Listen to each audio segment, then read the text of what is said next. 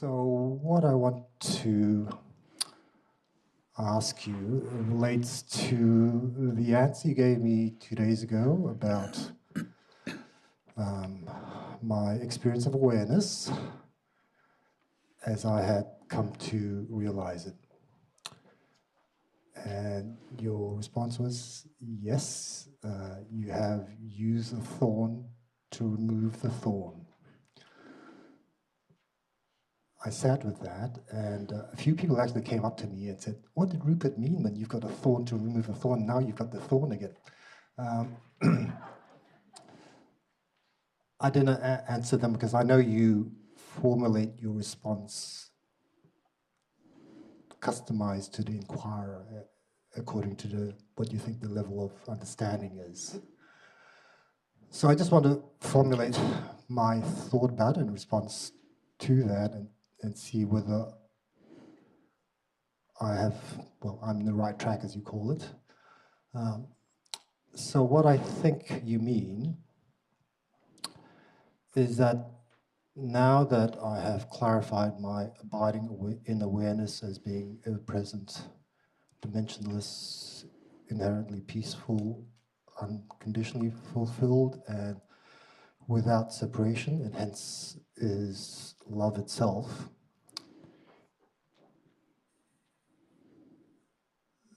I think what you mean is that I may be abiding in being, but reifying being as an entity, and hence that is the thorn that removed all the other thorns, but it can be a thorn in itself. So I just want to put it out there first because there's a supplementary question depending on how you answered, and you may answer it.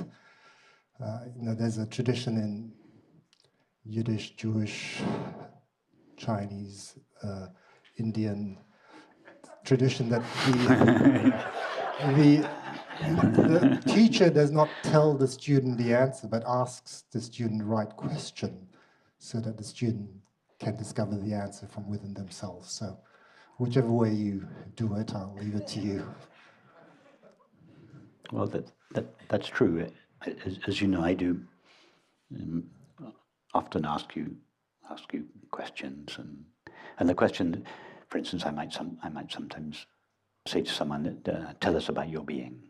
I don't really want them to tell us about their being, but the question, in order to answer the question, you have to go to your being. Mm-hmm. So it's just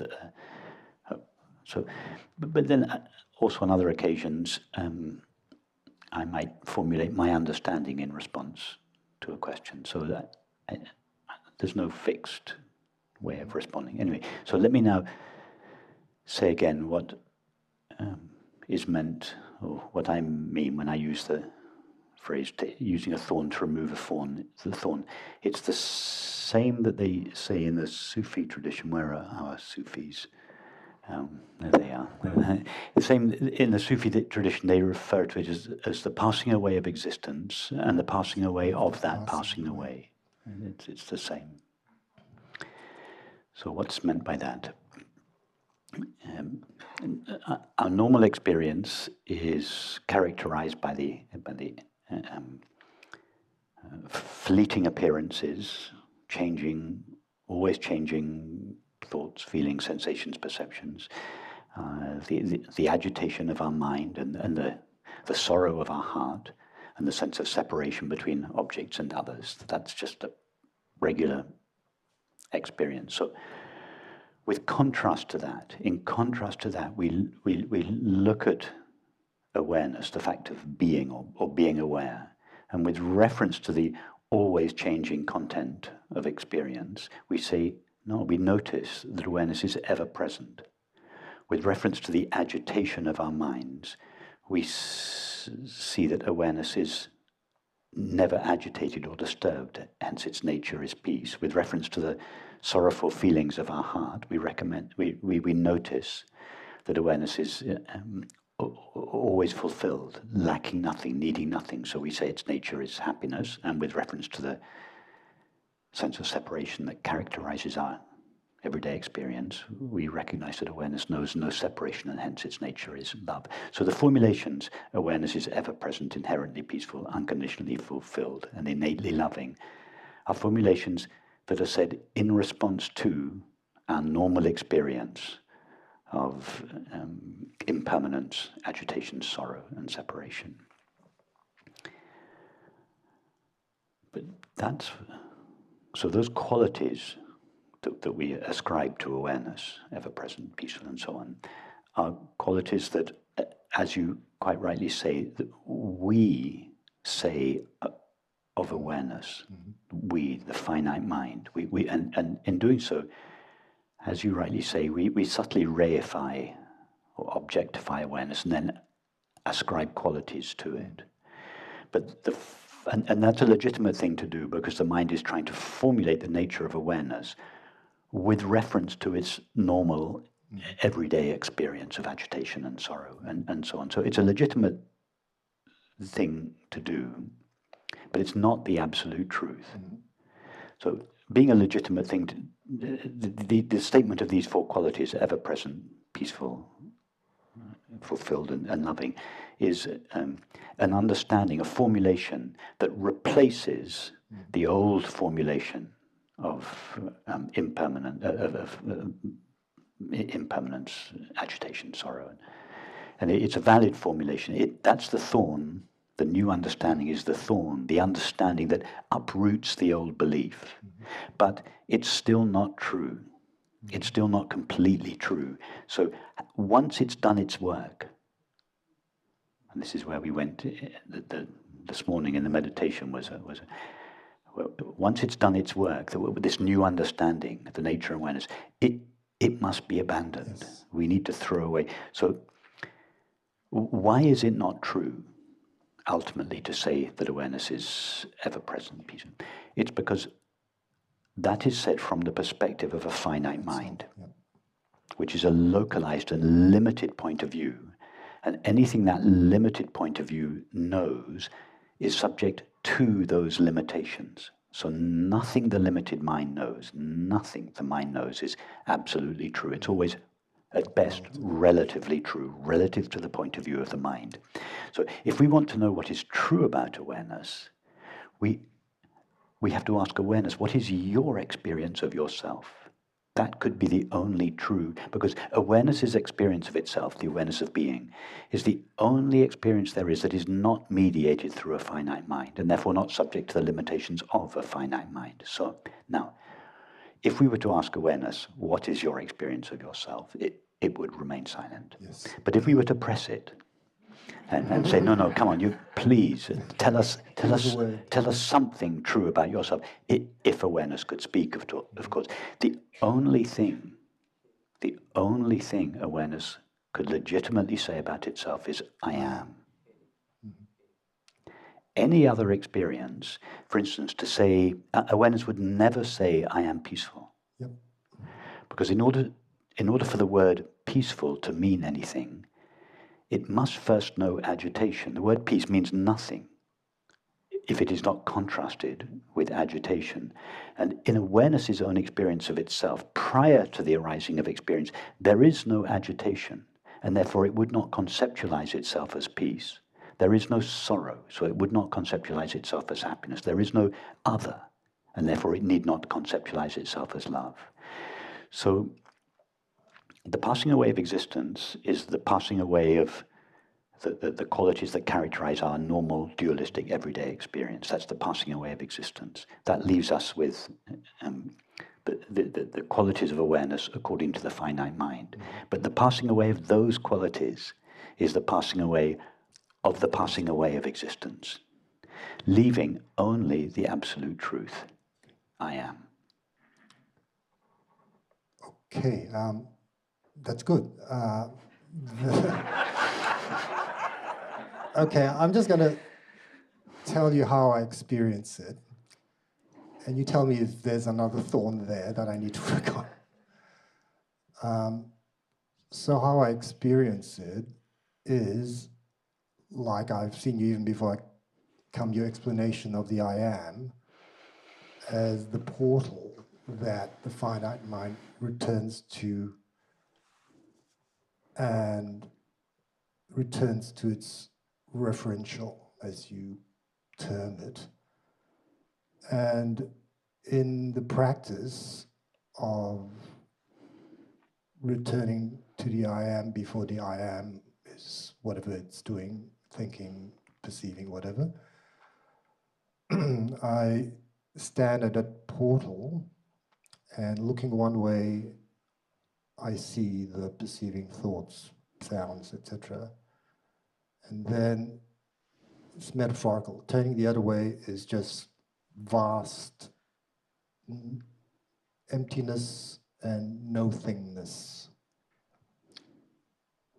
without any qualities at all, not even a sense of self looking at the nothingness of it. Is that a thorn? Yeah. It is, all right. Yeah. How can I get rid of it? What thorn can I use to get rid of that thorn? Okay. Close your eyes. Imagine first removing from your experience all your perceptions, sights, sounds, tastes, textures, and smells. Now imagine removing from your experience your sensations, the sensations of your hand on the mic, the temperature of the air on your skin, the feeling of hunger, and so on. Now remove from your experience any images or memories that you may have. Now remove from your experience any emotions that may be present.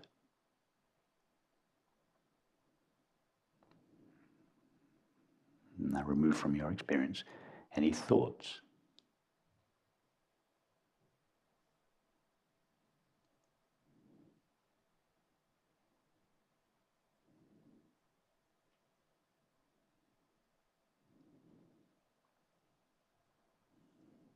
Now try to say something true about what remains.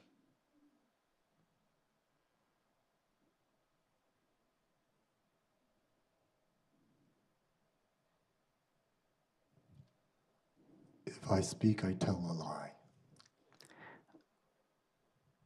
And the next part of the sentence.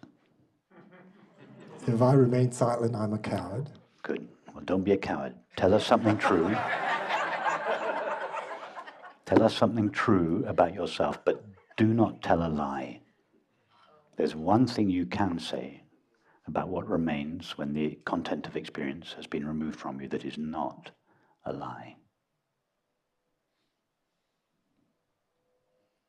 So have the courage to say something about yourself without telling a lie.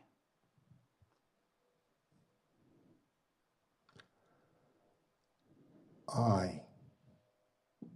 That's the name you give to yourself, but we want you to tell us about yourself, not just to name yourself. That's good. That's the name you give to yourself. It's a good first step, but we want you to tell us about your experience of yourself, not just the name of yourself. Telling us your name doesn't tell us anything about you. It just tells us your name. We want to know about you. What is your experience of yourself?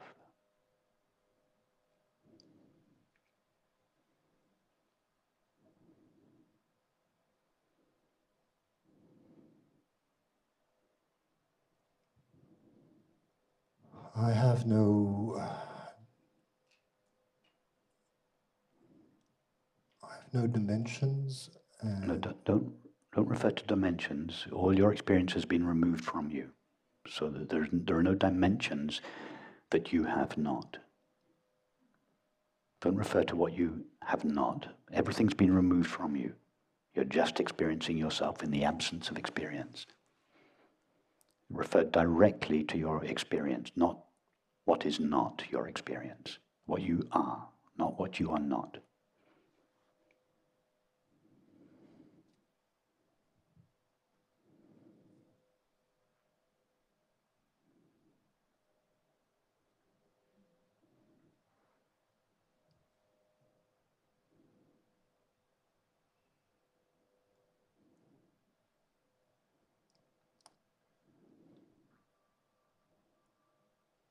If I had to put a word to it, I would just say love. No, love only means something in reference to the experience of separation. And in the absence of objective experience, there's no sense of separation, and therefore no need to conceptualize yourself as love. So far you've just told us lies. Good. I'm glad. But you're being courageous, because I can see you're really, really Trying. Speaking from your experience. So you're being very courageous. Keep going.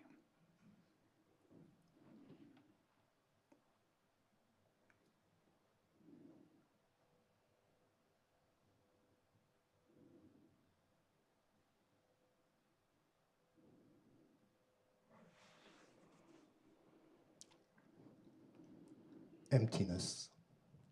No, emptiness only means something. It means empty of objects. If we say this room is empty, we only say that when all the objects have been taken out. So emptiness only means something in reference to the content of experience. That's what the finite mind says about awareness, with reference to the finite mind's knowledge of objects. By contrast with the knowledge of objects, the finite mind says awareness is empty, but we want to know about awareness's experience of itself, not the finite mind's experience of awareness.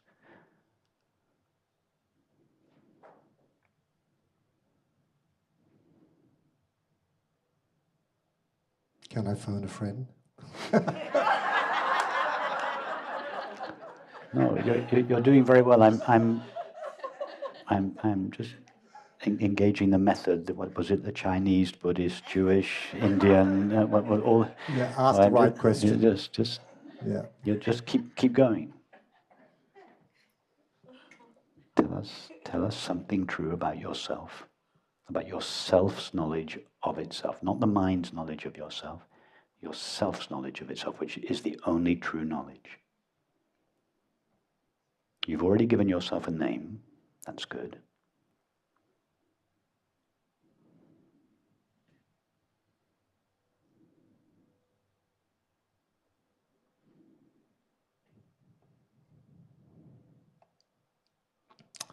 All right, I'm just going to say what comes to me, all right? It's lies again, all right? But I'm everything and I'm nothing. No.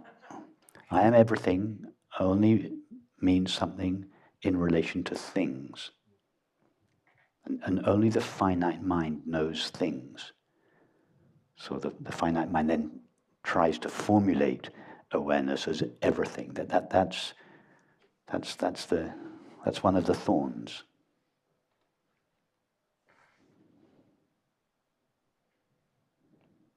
To say I am nothing. That's what the finite mind says. It only means something in relation to things. You haven't yet experienced any things. You're all alone.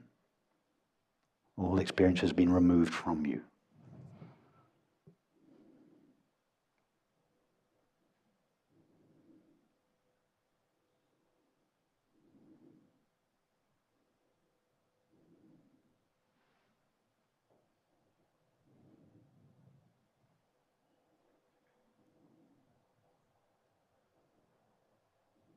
Okay.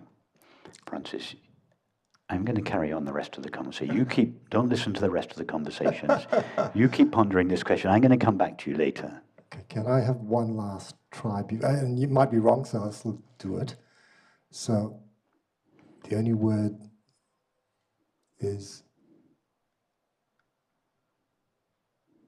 am.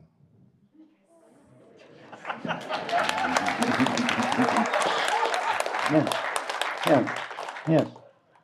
I am. It's the only true thing you can say about yourself. Because the words I am express awareness's subjective experience of itself. The words I am ever present, I am peaceful, I am happy, that's how the finite mind conceives awareness in relation to its normal experience of impermanence, agitation, everything. But the only thing that awareness can say about its own experience of itself, which must be the only true experience, is I am. And therefore, I am is the absolute truth. It's the only absolute truth there is. It is higher than all other knowledge.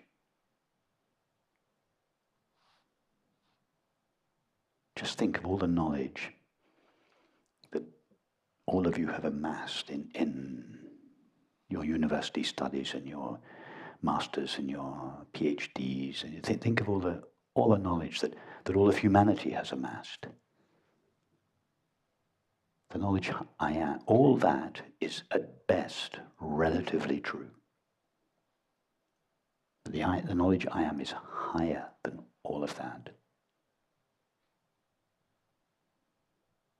If we really understand what is meant by the words I am, that the mind is just shattered by it. From the mind's point of view, it seems like almost nothing. If you go to the experience to which we derive the certainty I am, from the mind's point of view, as I said this morning, it's empty, it's boring. But that's just the mind, because the mind cannot see it as it is. It imposes its own limit. It imposes boredom on it.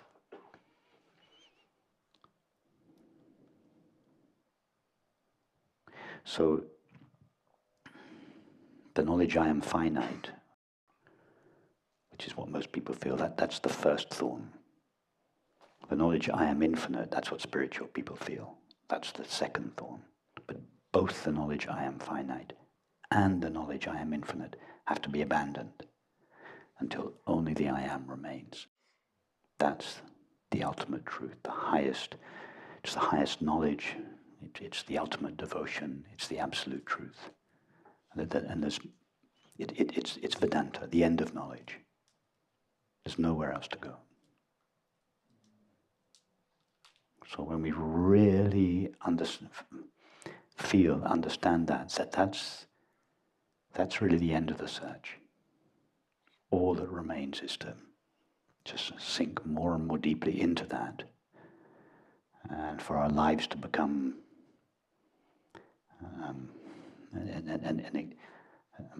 an expression of that.